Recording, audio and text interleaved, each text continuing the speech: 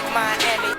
Miami, Miami, Miami, Miami, Miami, Miami, Miami, Miami, Miami, Miami, Miami, Miami, Miami.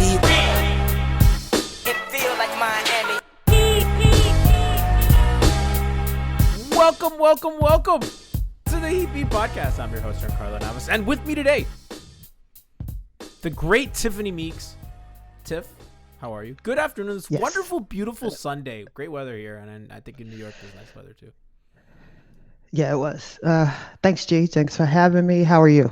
We're doing good. Listen, maybe not the best because it's more fun to do stuff on losses. And chat, by the way, if you're watching on twitch.tv/MIAHeapy, we thank you for your audiency, your patronage, all of that. Thank you so much. Also, chat, let us know. We're doing a little bit of a new setup, so if you feel like our audio is a little low or a little high, please let us know so I can adjust. So a lot of moving parts for me today, so I just want to make sure that this is the best experience possible for you guys and that you're having fun.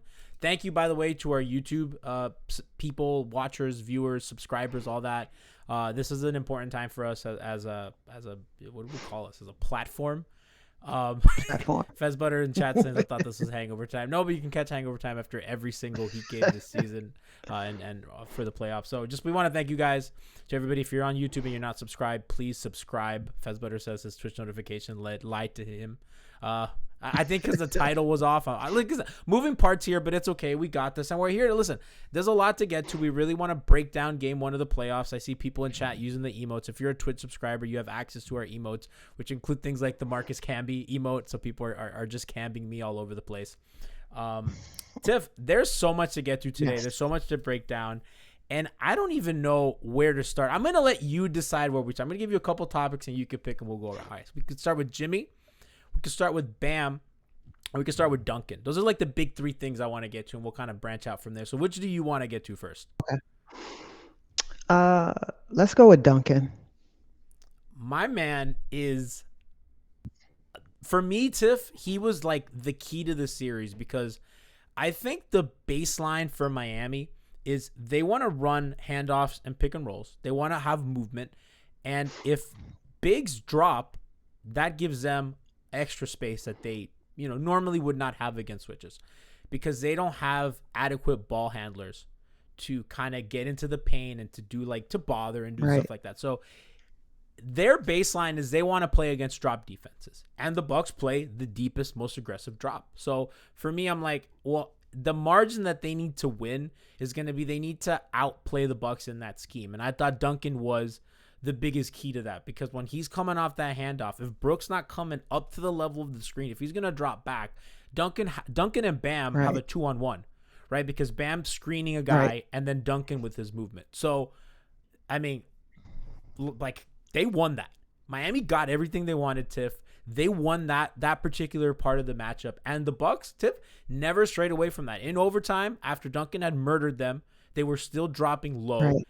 And that surprised me. But also, as a Heat fan, I like that they kept doing. I want them to keep doing that. Right. It's kind of like I almost was just like, all right, they're playing that game where Duncan, go ahead. Like if you get 30, then you're taking shots away from somebody else. You're taking shots away from Jimmy. You're taking shots away from Bam. So I think they kind of, which honestly, you make a free throw here or there, you win that game. But Duncan made he just looked like he couldn't miss except for when he was wide open, but that's a whole nother thing. But he was coming off screens. He was playing tough. He was fighting through screens. He wanted the ball. And I commend him for that because there were points where he looked like he was the only one that wanted the ball. And we have a lot to get about that later with certain other people on this team. But I mean, Duncan he went 7 for 13 from three. That's 54%. That ties the Heat record. I believe that's Shane Battier's record for most 3-pointers in a playoff game, which is like huge, right? It's huge for him to have a record-setting night. And the fact that they lost is a little like, oh God, you wasted that game. But Tiff, nothing about the way that the Bucks were defending him made me think that he was not going to do that again. And Right. Middleton occupied him for much of the game. I think the other adjustment might be to put Drew Holiday on him, but I don't know how much they want Holiday on him and not on Dragic, because Dragic, was Right. another key that we'll get to later. But I mean, he's occupying one of their better, bigger defenders, chasing him around screens, and I like that is to me, because everything else I feel will get sorted out. That was to me like he did not have a good series last time, even though it was built for him. But this time he did, and the movement was incredible. I mean, he's just awesome. He is. And the thing about it is that if he catches the ball, he's going to get his shot off.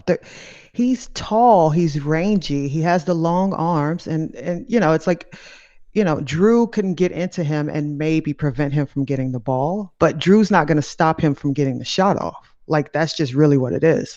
And even so with Middleton couldn't stop him from getting the shot off.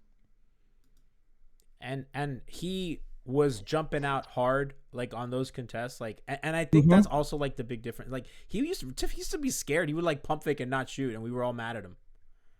Yeah. Well, now he wants the contact. He craves. He got fouled on one of them, if I remember correctly. Yeah, he craves the contact.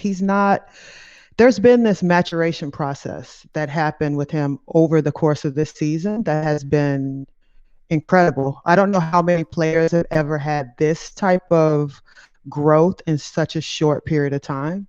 So, with the confidence that he has going into game 2, there's no reason to think he can't just, go out there and get another 5 or 6 threes. Like, there's just no reason to think he couldn't. It's going to be the most important thing in the series for Miami that like wasn't there last season. I think his defense was really good too. I think in general, I know that Middleton kind of cooked him at the end, but I think we have to put into perspective, like, he was not anywhere near, like, he put up a fight, right? And he forced Middleton into some shots that I honestly, Tiff, if you ask me again, that game-winning shot he took, if you said your game comes down to this, I'm like, yeah, I'd rather other guys be taking it, but in a late game situation, I'm okay with that. Right. He contested it. He did everything he could. And I was just praying. Yeah, I prayed that he just didn't foul him. He did everything he could. He got in his airspace. He stretched his arms out. He was there. It's just Middleton can make that shot. Like, you hang your hat and you say, all right, see you Monday. Like, that's pretty much what you do. You say, all right, see you Monday. They did not. So the Bucks have switched a lot this season. They didn't really do much of it at all yesterday. If even I can't even remember. Like I watched a lot of the game and I didn't see a lot of evidence of that. And that's gonna give Duncan a lot of free reign. That's gonna move the Heat. He triggered a lot of their pick and rolls as well. Now that didn't go as well as you hope. And I think we generally know that we don't want that. A lot of that was the Bucks kind of baiting them into that and kind of forcing it. A little bit of that. A lot of that was Jimmy off the floor, right? And Dragic just couldn't get to the ball because of how. I mean, Drew is just incredible. I mean, Drew Holiday is. It sucks because the team we're playing against, but he's a joy to watch on defense. The way he flies and fights around screens, the length, the physicality, he's just incredible. And if Dragic is going to be occupied by that, he's not going to be able to come up to the ball. When their first action fails and Dragic comes back up, it's going to be tough. So we might see a little bit more Duncan triggering actions, but it's not the worst thing in the world because he always has the threat of the pull-up, and he's not bad at it. Right. No, I agree. And I will say about Drew Holiday, I love watching him play because he just goes after it. But, there's the other side too. Let's not forget, like, he threw the kitchen sink at Goran, and Goran still had a good game. Oh, man. Let's not, Yes. Floater was on. He was trying to get in the paint. He literally was just like, I'm going to take whatever you want to give me. This is what's happening. And he was confident. He looked fresh. Like, you think about it, where would they have been without his game? Oh, blowout. Like, easy. Yeah. I mean, because he was the bench. He was literally the bench. I don't think we could expect a lot from their bench outside of him. He had 25 points, 1 assist, which is funny, 10 for 17 from the field, 5 of 10 from 3. Just no fouls. Oh, 3 fouls. I'm Right. sorry. But yeah, I was like, zero fouls. uh, he was a guy that I like that he was attacking Portis in the drop every time. He Hmm. recognized, and I thought that he were pretty disciplined of where is Bryn Forbes, where is Bobby Portis. We are going to go at Right. because Bobby's deep, right? Bobby's like Hmm. Lopez. He's deep in the drop and he's good offensively and that's fine. But on defense, that's the guy that you want to hunt. And they were putting Yeah. Forbes and Bobby in every action, and that's Jimmy and Goran who are just like looking for dudes. And I think Goran, I think maybe in year yonder, Goran's going to take that to the rim, try to finish with either hand, take contact. He's not that guy anymore, but the fact that he was confidently getting into pull-ups, looking for his spot. He's like, okay, I'm going Hmm. here. This is where I want to pull up. He kind of, and you could tell when he's coming off that pick and he knows when I need to, Dedmon had a couple rescreens where Holiday's really on him. They would run double drag early in the clock and then Dragic would kind of pull the ball back. Dedmon would read screen, which by the way, him Hmm. as a screen, he's so patient. He'll hold like He guys are wait. like ready to He screen and knows. dive, Yes. slip. Yes. He He needs a holds it. confirmation that the dudes ran into his Hmm. bicep. Yeah, he holds it. That's, Yeah. because so many people you see, they want to move so quickly. They want to cut, they want to do these things. And he doesn't care if he gets the ball. He wants the offense to progress. He doesn't care.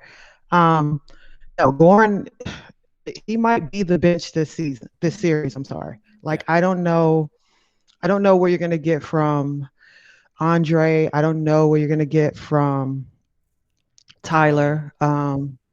I don't know if this is, and to be honest, considering that, Drew is out there, I don't know if this is going to be that type of series for him.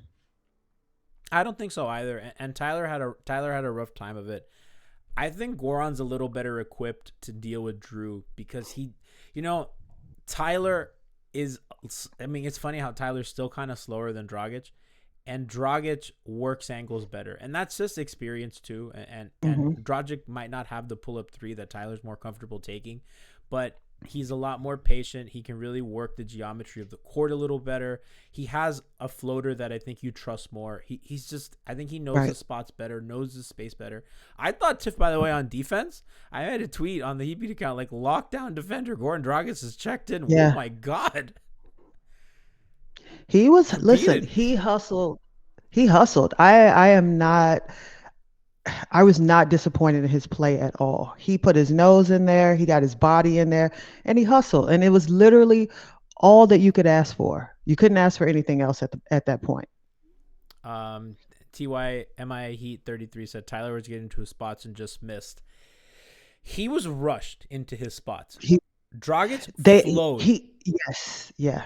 There's a difference. He let the defense dictate when and where. When he took his shot and where he took his shot. And that's because he's a young player. And I'm talking about Tyler, obviously. Yeah. And we also have to acknowledge that, like, for him as a young guy, this playoff experience is going to be vastly different than last year. Like, you're not playing in front of anyone. There's no travel. He's not a veteran. Like, let's be realistic. He's not a veteran. He's still a young guy, and there are going to be things that are happening in this postseason that he never saw, he never felt last year.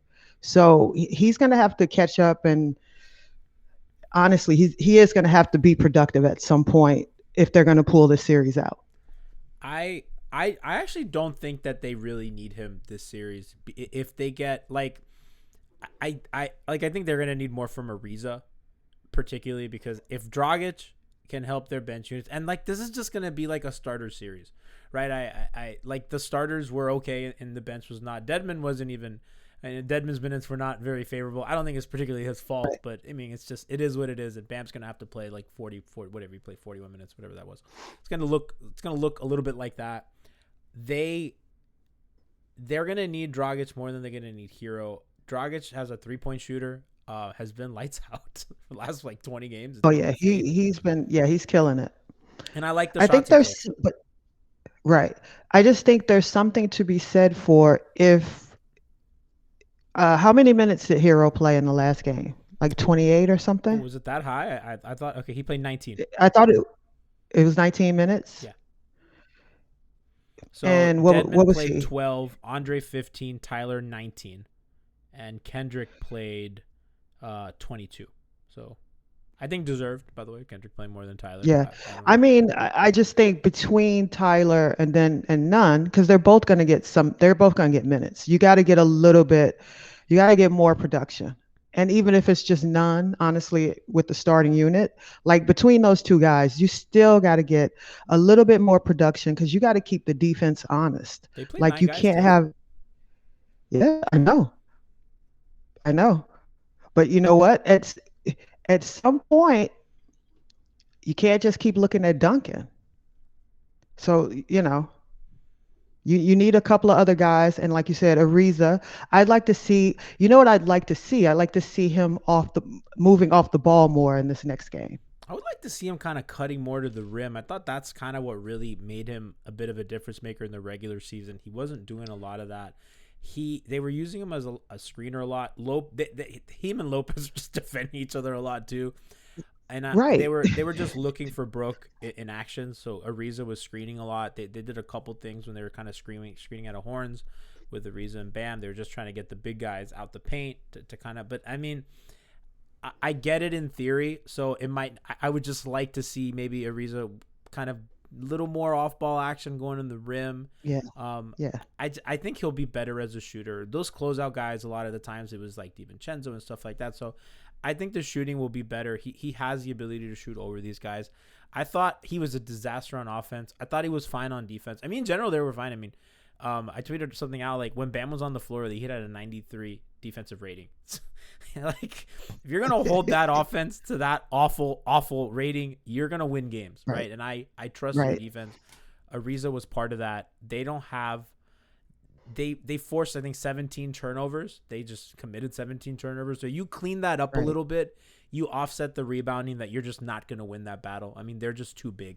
Giannis is a beast, and he's just going to get fouled a million times. Like, so they're not going to win that. But if they can kind of fix a turnover disparity a bit, Ariza kind of get a little more involved. They lost in the margins, and I guess in the margins and then their star players playing bad offensively. But other than that, like I'm very positive about this game. I don't feel bad after this loss. Right. Well, and look at it this way: like your star players played meh, and you only lost by 2. Like you didn't get, you weren't blown out. You did everything you needed to do to stay in the game. Jimmy had an awful shooting night, but when it was time to get it to overtime, who got you to overtime? So there were so many little things where you thought, oh, but then there were so many moments where you thought it was turning around. I just honestly think they just gotta, and I'm not gonna talk about the shots. They gotta clean up the turnovers. That's so what many of those were in the first quarter. They have to clean up. Jimmy had like 6. Jimmy had how many turnovers? 6 for the game. And how many of those were him and Bam in pick and roll 2-man game? Jimmy throwing a bad pass and Bam really not doing him any favors. It was like they were both out of sorts completely. Yeah. Well, there's a lot of them, like Jimmy posting, and as the double came, no one moved to the ball side. Nobody. So now he's in the post with 2 people on him, and he's doing a lot of this, just looking. That last possession had some of that too. You have to bring the ball back. Yeah. And it's like, what the hell is like? There's so much of that, and I think part of that is on him a little bit because he kind of goes in with the idea of like, who do I make for, and not who do I score. That's partly right. But I mean, because he's correctable. Yeah. Well, and also like once he's because he got into the post a lot and got deep, and I feel like once he's that deep, he needs to just go quickly and make a move because he's stronger than pretty much most of the people they're putting on him. I love now PJ Tucker saying Giannis just doesn't scare him at all. That's funny. I mean, he doesn't either. Does he scare you? I mean, no. It's Drew Holiday scares me more than Giannis. They've solved something in Giannis, and a lot of this wasn't even the wall tip. It was just them and drop, them sending help. It wasn't the game plan wasn't as. I mean, last year it was like they were sending 4 guys, right? Jimmy spent a lot of time on him. Bam spent a lot of time on him, and even defensively, Tiff. you know, when it came down to win, like when it came down to like, okay, we got to win this basketball game, the Bucks said Giannis on Jimmy, and Jimmy got to the rim when he wanted. And with to ease. me, Tiff, to me, that is the biggest takeaway from that series, because there was one where in overtime he had Giannis on him, Brook came up to screen, so they're two best defenders, and Jimmy got to the rim and missed a layup, and Bam missed a putback, right? Because Brook came, Giannis had to come to help because he was behind, he was trailing the play. And another time, which was the game winner, Jimmy brought the ball out, Giannis was on him, and Jimmy blew by him and got the game winner. And there was a lot of things like that. There were a lot of moments like that. Chad, I'm putting my mic up. Let me know if it's a little better. There were a lot of moments like that where I'm like, oh, that to me is series defining. If he's going to be able to get to his spots on that guy, they don't have other options. That's their best option for that. Right. And to me, that's no one's stopping Jimmy going to the basket. No one on that team can stop him from going to the basket. You know, so it's like that's got to be, they got to at some point start having that like steady diet of him just saying, you can't guard me. If you bring the double, then I'm going to hit Duncan. Then I'm going to hit Ariza cutting to the basket. But if you're just going to come one-on-one, I'm blowing right past you. Like, and I also think that will be the mentality tomorrow as far as Jimmy's concerned. Like I'm not worried about his offense at all. I'm not either. And I think like on defense, he was like amazing. I saw some people criticizing his defense. I don't agree at all. I thought he was active. No, he was everywhere. The effort was not a question yesterday with him from Tip. Exactly. No, it was exactly just on point. Well, I think as I said yesterday, he's been off for what, 10 days, 11 days. So, I mean, that shooting performance, that's about right for somebody that hasn't actually had any game time in almost 2 weeks. Like that's about right. And also because he's not a pure shooter, did we think he's going to have 2 weeks off and then come out and just light it up? That's not how it works. I thought he would. I thought he looked good on rest all season. So I was a little, I mean, the turnovers were actually the most surprising part. I was like, he's just such a good passer that I don't really see how that works.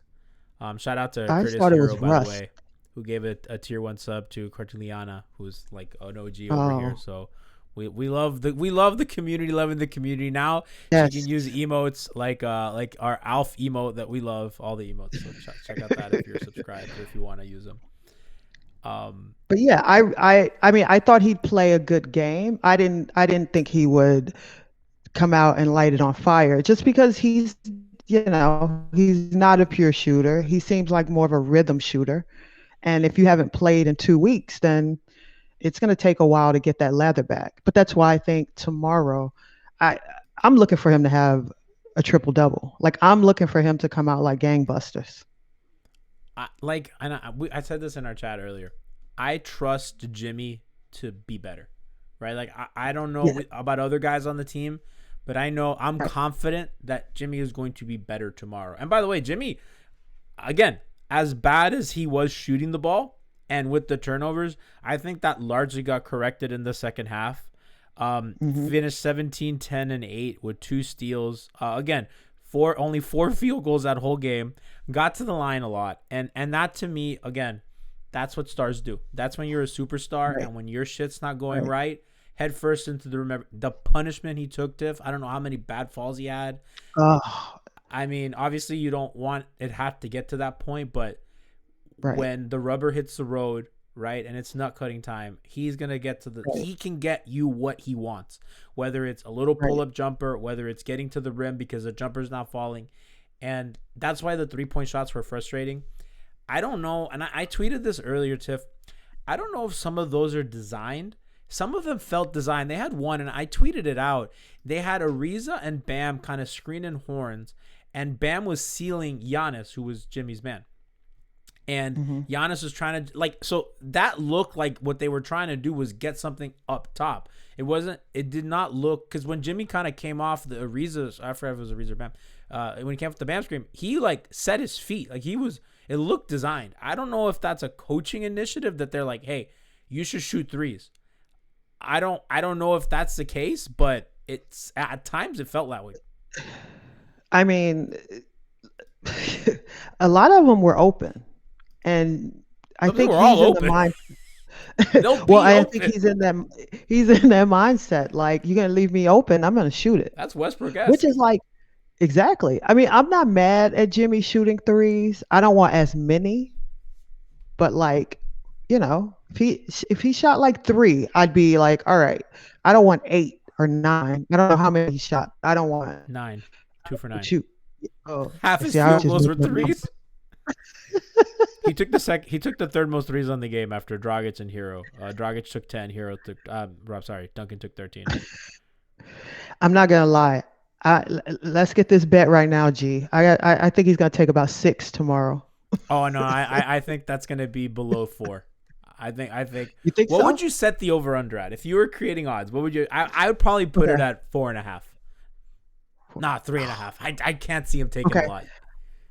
I say 5. You say 5? Uh-huh. I don't I'm gonna go for some under. reason. All right. 5.5. All right. I'm going under. All right. You're going No, over? like no, it's 5. I think he's gonna hit 6 actually, but no, Hit- I see in the hit or chat. take. Oh, no. Take. Yeah, I'm under. I'm under. He's gonna be open. I think he's gonna hit. He's gonna take them. But it's like, yeah, you don't want him shooting it in those moments. But if he's in a rhythm, I I say take it. I say take it. If he's in a nice rhythm, I don't see why he shouldn't take it.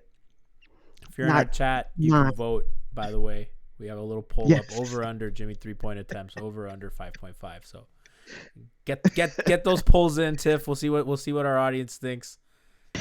Have a little fun with this. Yeah, why not? There was a play in I- overtime when they had DiVincenzo. Jimmy got DiVincenzo in front of him. They manipulated the floor. That's the matchup you want. DiVincenzo Right, hard showed, and Jimmy had space because his back was to Jimmy. He had a full lane, and Lopez was in like the dunker spot, and he pulled up for 3. That was late in overtime, and that was the one that and the other ones I generally live with.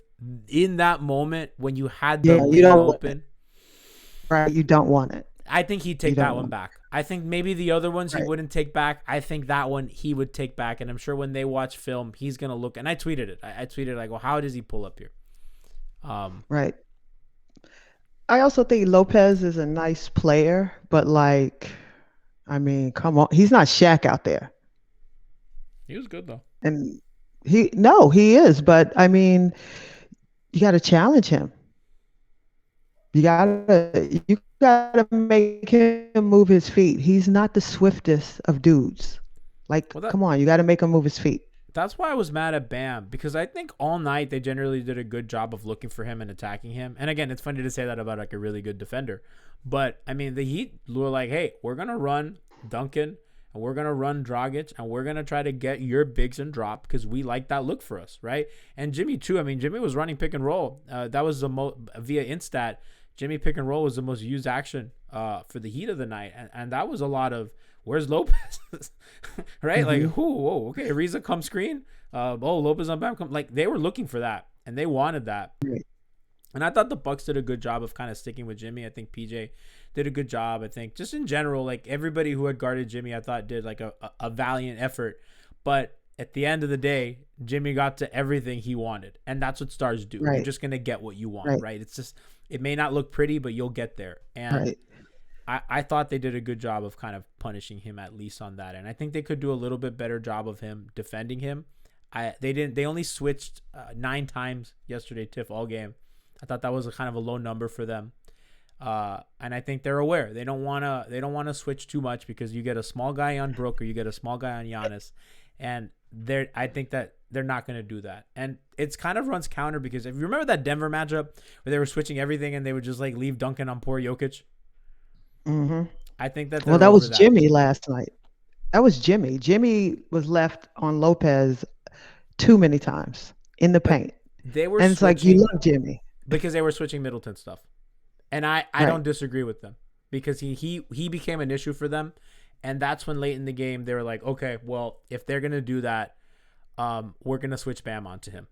And late in game, they didn't, because I don't think you want to give Lopez a look at the basket late, right? I think you just want Middleton to take, and at, late in the clock, they're not going to call fouls. So be a little more physical. But, kind of earlier, like that third to early fourth quarter, they were switching a lot of that. And that's where Lopez did that damage. He gets switched on that short roll. And that little like kind of dump hook that he does, it looks ugly as all hell, but it goes in. Right. So, tell me, what did we got to do it? We got to talk about Bam. We got to get there. We have to talk. We got to get there. Can I start with the good? Yes. I want to start with the good, because as bad as he was, I'm sorry, my voice is shot. Nobody said anything about it. Tiff, have you noticed? It's a little high. It's a little. Listen, I yelled so loud at that Jimmy Butler game. Listen, I had slept all of I think 5 hours in the last 3 days. It's been a lot. It's been a long weekend. And there was a 10-second period where I thought that won the game. I forgot. I was J.R. Smith. I forgot math. And when he hit that, I jumped up. I screamed. I fist bumped, but I just yelled, "He's the toughest motherfucker on planet fucking Earth." I love him, and that's what happened to my voice. So back to Bam. For all the shit we give Bam, he played 41 minutes, and the Heat had a +6 net rating. Chat saying that they wouldn't have noticed if I didn't say anything. I've been self-conscious about it. Cardliana says I always sound like this. It sounds bad. At least for me, it sounds bad.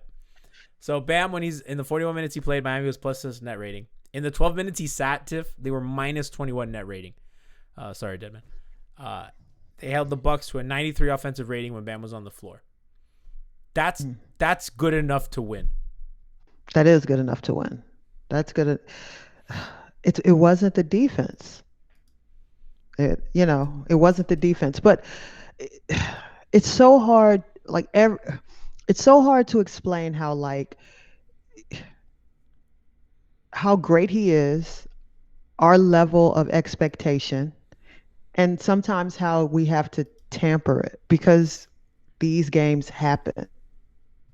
And he's, it's like all these different things that people are saying. He's max and this and that. And it's like, this is Bam's game. Bam wants to facilitate. He wants to get other people involved. He's not a shoot first, score first player. Not right now. Maybe tomorrow he might come out and be like, you know what? This is my time to shine. But that's not who he is. So we gotta ride these highs and these lows with him, but just hope that these lows aren't so low that we don't win. That's how I look at it. If he comes out tomorrow and has 15 and 10 and 8 and we win, guess what? No one's going to be saying, "Oh, he didn't look at the basket." I think certainly if Jimmy had a better game, I don't think we're really talking about the Bam stuff.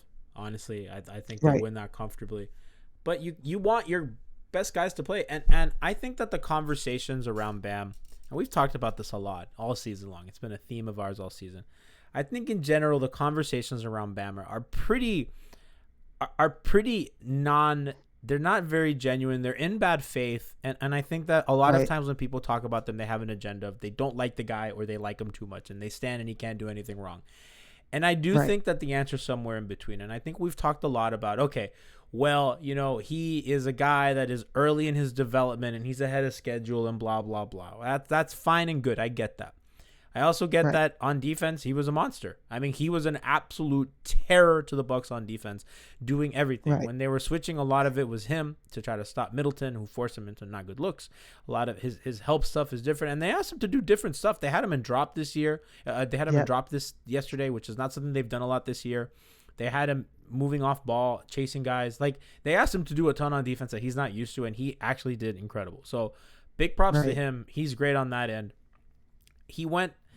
He just doesn't look at times like he wants to be a guy that's going to go to the basket or a guy that's going to get you a bucket when you need. and he was against Right. the Celtics, and he's just better against smaller guys. But when it's Yeah. bigger, more not even athletic, but just longer players, DeAndre Ayton, Brook Lopez, Rudy Gobert, he needs a second to figure out the looks he wants. And I think as the series goes on, he'll figure it out.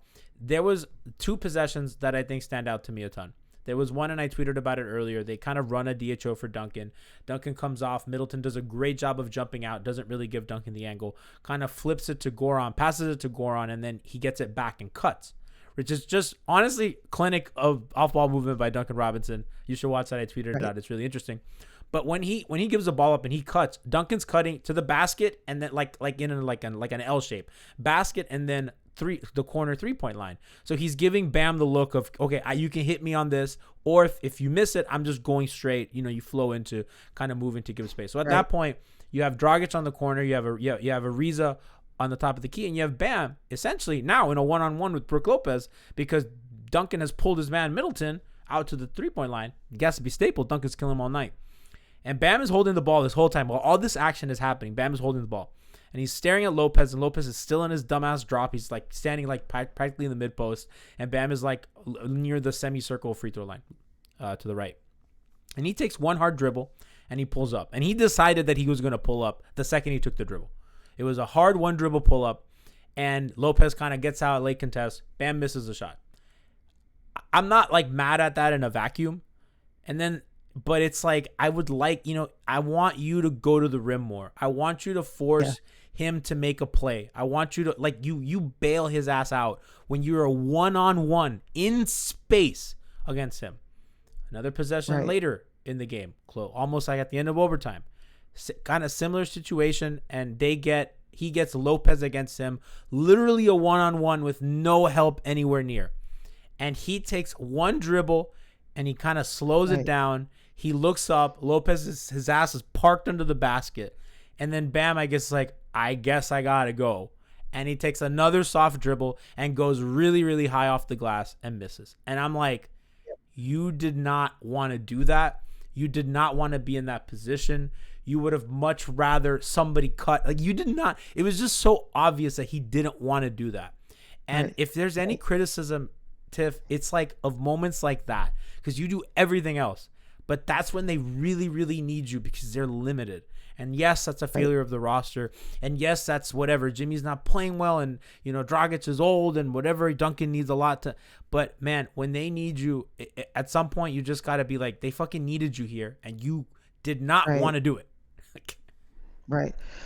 And I think that's just, I mean, that's something he has to work on in the offseason, as far as how he attacks bigger guys, because now it's on the fly. Like whatever happens tomorrow, this is trial and error. Like this, because we're in the playoffs. Nobody's teaching. There's no teachable moments now.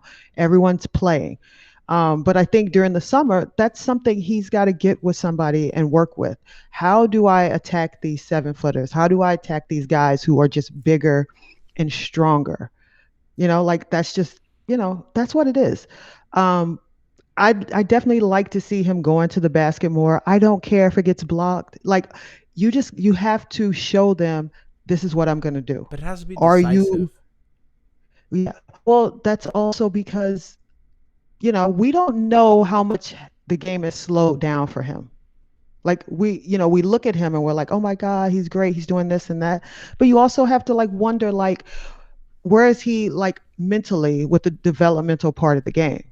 Because to make those quick decisions, that means you see things before they happen.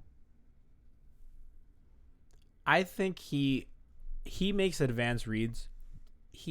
I think the game is at the pace it needs to be for him. I don't think it's that. I mean, he makes very complex reads in an offense from the elbow with 50,000 moving parts. I don't think it's that. But those reads aren't for him.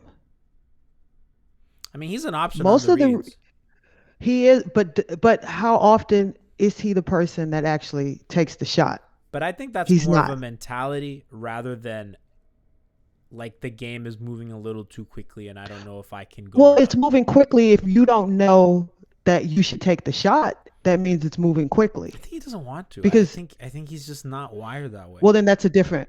and then that's a different conversation. Yeah. So we could touch on that then. That's a whole different thing because, well, it's scary to think if he doesn't want to, when does he get that want to? Because we need him to have it. The team needs him to have it tomorrow. Well, they need it. I mean, like, there's a recipe, Tiff, where if he wants to play that way, and if he wants to pull up against a Lopez drop, I mean, that's generally fine. He just has to hit the shots. I mean, yesterday they were not hitting. Right. I mean, if he's playing like he was against the Nets, back in January or whenever that was, that's a winning formula. And then he was comfortable shooting over Jeff Green, and he's Right. gonna have an open one dribble pull up the entire series. That is just the way that they are playing him, and Right. they did not adjust to Duncan doing that. They are firm. Listen, we know this about Coach Butler, but they are firm in their system. Maybe after a couple games they change, but I mean they are pretty. They were dropping on everything late in games. They were still running Duncan off screens, and they were still dropping Lopez deep in the paint. And it's going to be the same for Bam. And if he has all that space between he and Lopez, if he's going to decide that he wants to take a pull-up, he needs to do it. But he needs to do it quicker and more aggressive. It can't be that one dribble, kind of slow down, look up, oh, well, I guess I got to go. And he goes and takes like something weak off. That to me is like where you're losing me. Like, and when Jimmy's not having it, and when Jimmy's going neck first to the rim, falling on his wrists, getting put on his ass over and over again, if you're Bam, I think you need a little more. And again, I'll repeat this. He was good, generally good. I mean, they were +6 net when he played, -21 when he didn't. Right? That's huge. They were winning when he was on the floor. They were winning those minutes, and they could not survive when he sat. So this is not to shit on the guy. They just need a little more from him. But the question also needs to be asked, because if you're saying you don't think he wants to, then that begs the question: is he the second scoring option on this team? Is he the third scoring option on this team? Because you need him to score. You don't need him to give you 30, but you need him to score. And if he doesn't want to, then that's something you have to look at.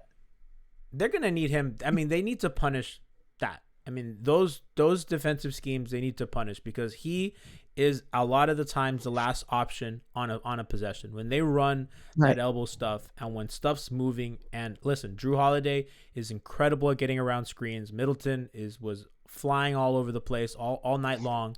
And let's credit to Bam and Dedmon for setting good picks that they were able to get Duncan open. But those are guys that are flying all over the place. Giannis is a help defender. You know the pedigree. You know what's there. So when you have 1, 2, 3 options kind of go sideways on you, at that point it's on you. Similar to Chris Bosh and like kind of Marc Gasol and other guys, like other bigs of that nature. Like, okay, when you're running elbow stuff and Jokic, right, like everything goes to shit. It's on you to put an end to the possession, especially when Jimmy's not on the floor, and especially when Jimmy just doesn't have it offensively. Like, one of you has to have it. Right. And the fact that they almost won when both of them didn't have it, I think kind of bodes well for them. Right. But yeah, I mean, you just need a little more on offense. Yeah. I mean, it's essentially where I am with it. No, and that's a good place to be, because I actually, like I said, that I didn't think he was going to have a good game in the first game. And I actually think that tomorrow was going to be the game where he woke up. I'm curious, Tiff. We're looking at game 2. Mm-hmm. I think it's a weird game 2 where I don't think we see too many adjustments from Miami. I think maybe one thing is Jimmy's shot diet changes a little bit. They might try to post him up more. They posted him up 4 times via Instat. I think generally they like the looks they got. He loves that little turnaround jumper. I think Lopez kind of rushed him a little bit. There were a couple possessions where Jimmy had Brim Forbes posted up. Kind of Lopez is lurking. Kind of maybe accelerated Jimmy's decision-making. I do think that they'll watch the film. They'll realize that they can slow that down. They'll kind of have a built-in read where if Lopez is going to come up, his man will kind of move to the dunker spot, kind of give Jimmy that easy pass if Lopez is really going to step out on a turnaround. I think that they're going to look for those smaller guys a little more often. I didn't think he looked for DiVincenzo enough. I think that that's another adjustment that I think Miami's just going to try to find him a little more often on the court. But I think in general, Tiff, I think their process was good. I think they liked what they were doing.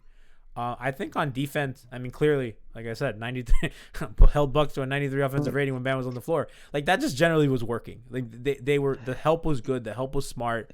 Middleton hit a lot of tough shots, and that's just the kind of guy that Right. he is. So Gee, it's a weird game. It's a weird game too that I don't think that the losing team's going to adjust too much.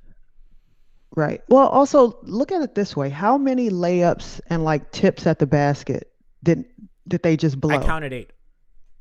So that's your game right there. I counted That's 8. your game right there. Like Jimmy got every shot he wanted. It didn't go in, but he got every shot he wanted. He got to every spot on the floor he wanted to get to. He just didn't make the shots. So then it's just kind of some nights you hit them, some nights you don't. So that's where I think that's where we were with that first game.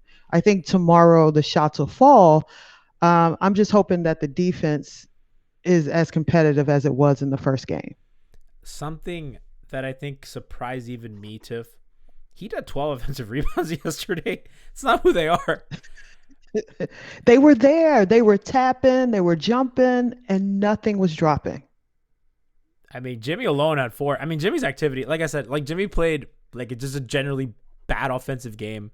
Turnovers Right. up the wazoo, just missed a ton of shots, just poor decision making, kind of coming off screens. But active as all hell, offensive rebounding. The missed layups are really gonna. They want those back. Right. Between Bam, him, and Ariza, it was just frustrating. No, not a lot. You know, I gotta eat it. Nikias and I said on the preview pod, Nikias was like, I don't see this being a trap defense for a trap kind of series for Miami. They're not really going to go to traps. He was right. I mean, that was not something that they went to.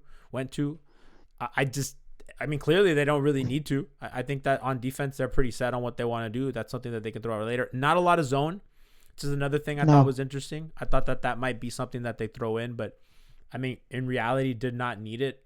I think, Giannis went to the line a million times. A lot of that was off his offensive rebounds, though, that he would get offensive rebounds and get fouled.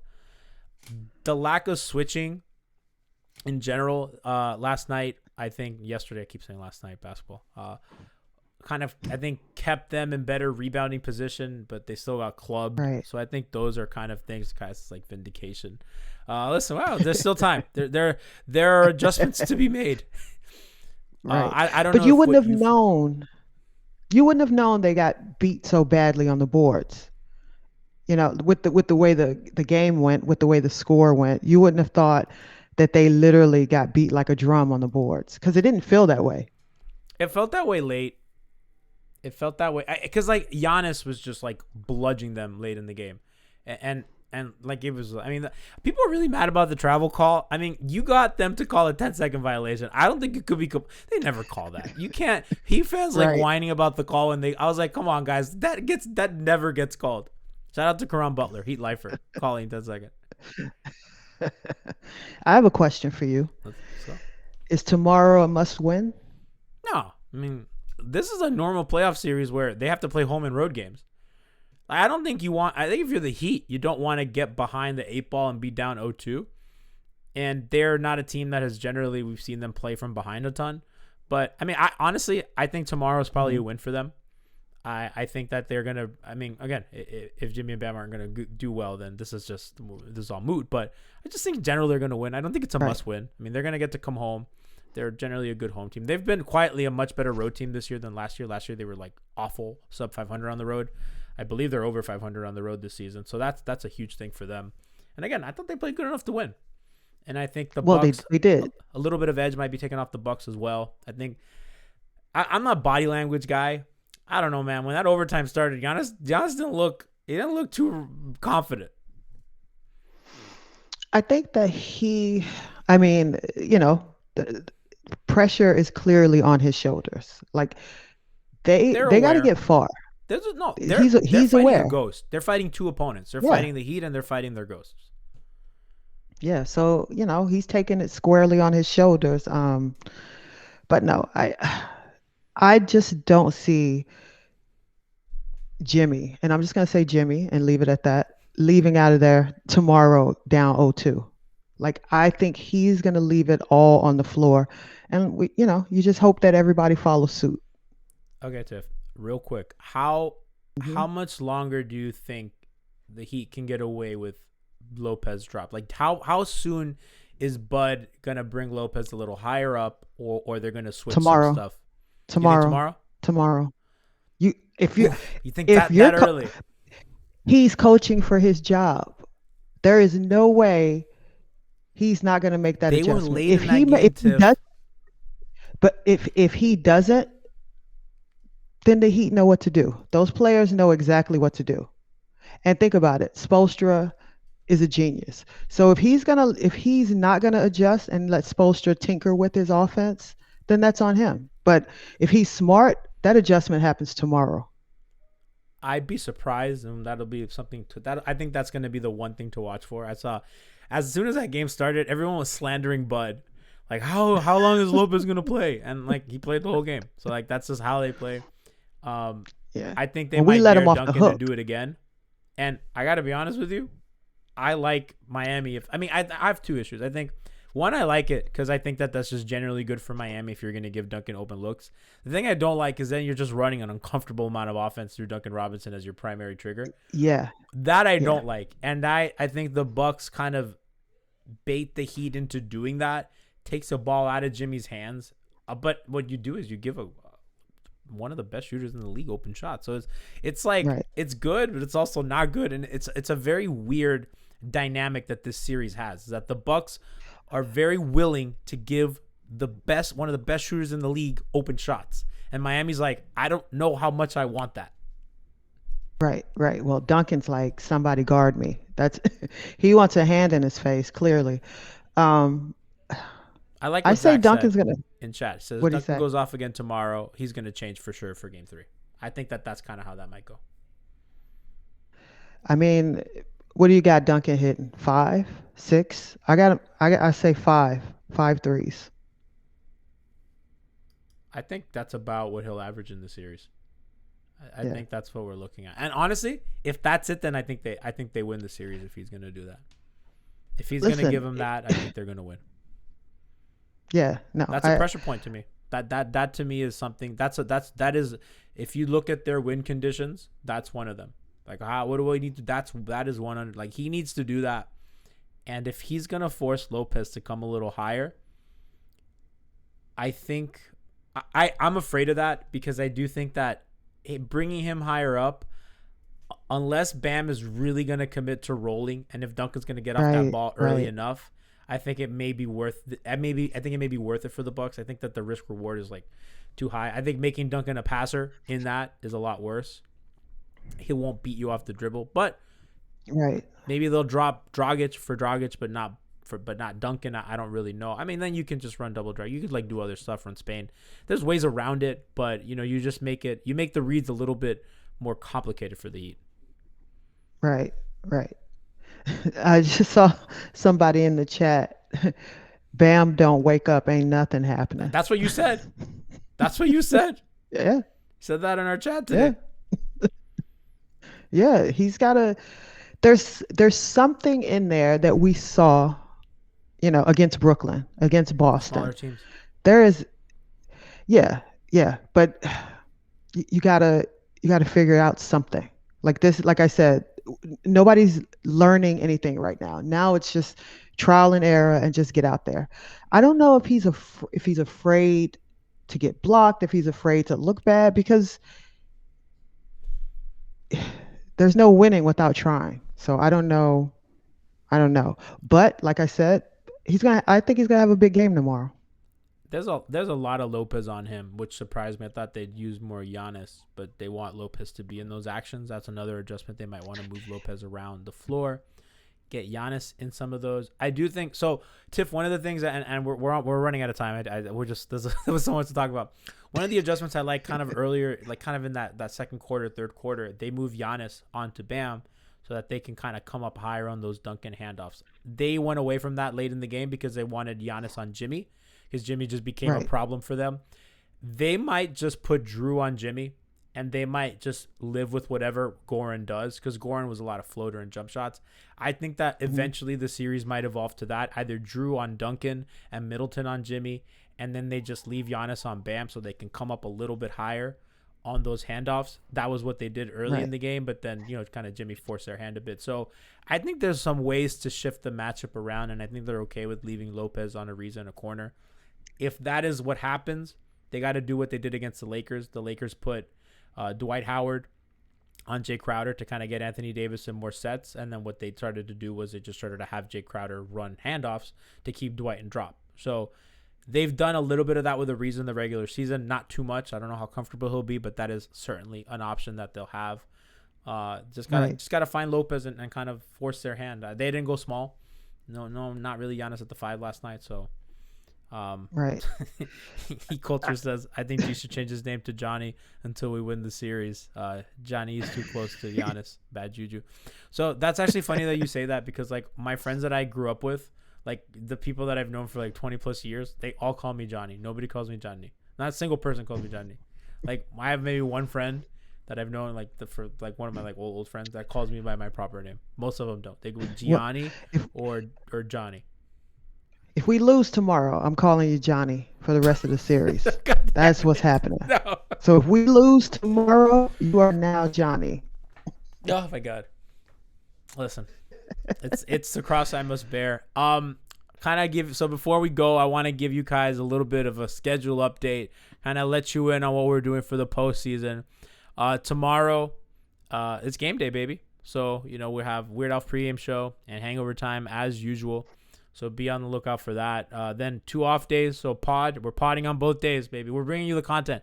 We might try to bring you a guest. If there's a guest that you guys want, by the way, chat. If there's somebody that you're like, I really want this person on, like, tweet us at MIAHeapy. Give us suggestions. I mean, I think a lot of times we just have on like our friends like that are like other analysts or other Blue Wire pod hosts, but there are people that you want to hear from. We want to make that possible. So hit us up, say, hey, I think this person would be really great for your show, and let us know so we can try to get them on the program. We would love that.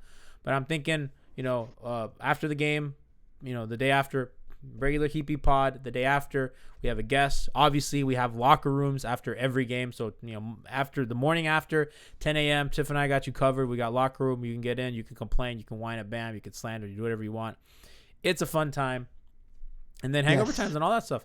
I'm going to Denver this weekend. So I'll be doing pods live from Denver. See, I never stop. I'm here to work. I went to visit a friend. Full disclosure, Tiff, I booked a trip earlier, not realizing. I got my vaccine. And I was like, let's go. I'm ready. I'm ready for the world again. And I'm going to go see my best friend. She's in Denver. And I totally, and I thought, okay, I'm gonna out myself a little bit. I thought by May 20, I thought by late May, I thought the Heat might not be out of the playoffs. It was looking rough in the season. I booked a trip, and I forgot that the playoffs got pushed back a month because of this weird-ass season, and the finals are in July. So I'm thinking, they're not going to conference finals. That seems rough. They're a 7 seed right now. So I'm stuck working on my vacation. So shout out to the Heat for being better, being good. Hopefully they win or wrap up. Sorry, G. All right. Yeah, it's all right. You're only human. That's all right. I'm outing myself. I had no guts, but it's Heat in 5, baby. It's Heat in 5. So remember to subscribe on all our platforms. Join our Patreon, patreon.com/MiamiHeapy for all the goodies over there. Locker rooms get posted. Watch parties get scheduled. I'm going to post newsletters will be written, and you can pick pod topics. I'm going to make that post tonight. So thank you guys, everybody, for coming. Thank you, chat. I have no guts. Slander me. Thank you. And we're done.